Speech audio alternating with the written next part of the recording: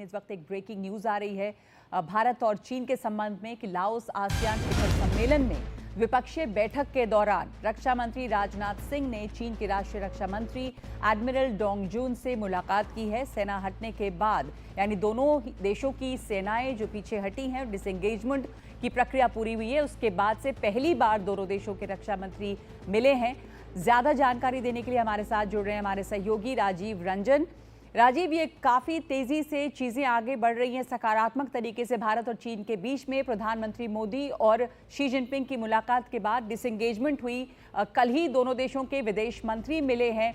G20 के मौके पर, और अब आसियान के मौके पर रक्षा मंत्री मिले हैं। भारत और चीन के जो संबंध हैं उसमें एक तेजी से बदलाव दिखाई दे रहा है।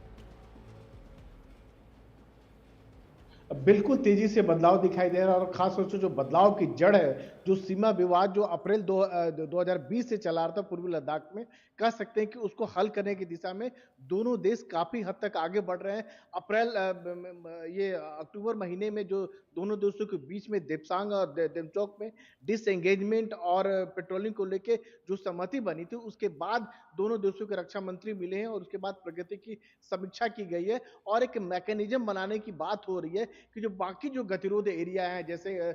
गलवान की बात कर लीजिए और उसके बाद पेंगोंग त्सो लेक की बात है, तो इन बाकी जगहों में जो बफर जोन है वहां कैसे पेट्रोलिंग हो, और पेट्रोलिंग के बाद जो है अब जो डिसएंगेजमेंट हो गया, यानी आमने सामने से दोनों देशों की सेनाएं पीछे हट गई है और पीछे हटे उसके बाद डी एस्केलेशन की प्रक्रिया शुरू होगी और अंत में जाके डी इंडक्शन हो जाएगा। यानी अप्रैल 2020 से पहले वाली स्थिति में दोनों देशों की सेनाएं पीछे चली जाएगी और अब जो ऊपर से लेकर कह सकते हैं कि टॉप से लेकर नीचे तक की कोशिश यही है कि जो आपसी विश्वास का जो माहौल था, जो पहले संबंध थे सीमा पर, वो संबंध फिर से बहाल हो, एक मैकेनिज्म डेवलप हो, ताकि लोकल लेवल से लेकर हर लेवल पर बातचीत की प्रक्रिया जो बंद हुई थी, कह सकते हैं जो उसमें गतिरोध जो जारी था और उसमें जो कह सकते हैं कि आगे नहीं बढ़ रहा था, अब वो गतिरोध खत्म करके आगे बढ़े। बिल्कुल राजीव, बहुत बहुत धन्यवाद आपका इस जानकारी के लिए। तो चीन और भारत के जो संबंध बेहतर हो रहे हैं, इसका स्वागत करते हैं, और आसियान में जिस तरह से भारत और चीन के रक्षा मंत्रियों की मुलाकात हुई है,